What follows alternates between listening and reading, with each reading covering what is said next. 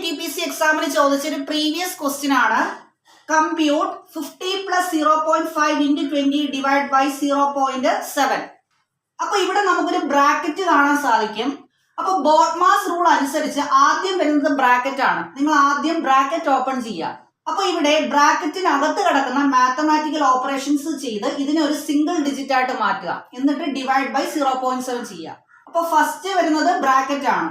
ഇനി നിങ്ങൾ ഇവിടെ നോക്കുക, ഇവിടെ മൾട്ടിപ്ലിക്കേഷനും ഉണ്ട് അഡീഷനും ഉണ്ട്.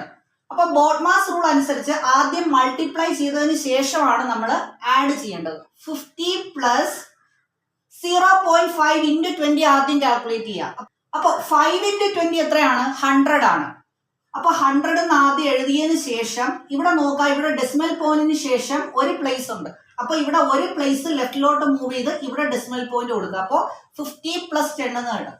Divide by 0.7. നോക്കുക, 50 പ്ലസ് 10 ചെയ്യുമ്പോൾ നമുക്ക് 60 എന്ന് കിട്ടും. പിന്നെ നിങ്ങൾ അവിടെ ബ്രാക്കറ്റ് കൊടുക്കേണ്ട ആവശ്യമില്ല, ഒരു ഡിജിറ്റല്ലേ ഉള്ളൂ.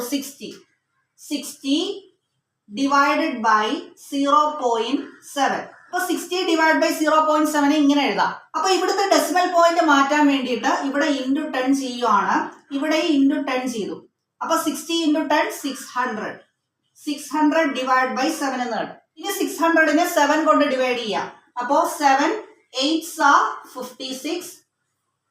60 56 കുറയ്ക്കുമ്പോൾ 4, 0 താഴ്ത്തി എഴുതുക. 7 5s are 35. Balance 5, decimal point ഇടുക, 0 ഇടുക.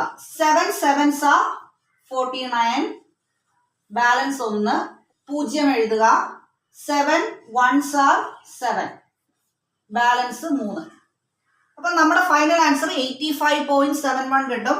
ഇവിടെ ഓപ്ഷൻ സി 85.71 ആണ് കറക്റ്റ് ആൻസർ.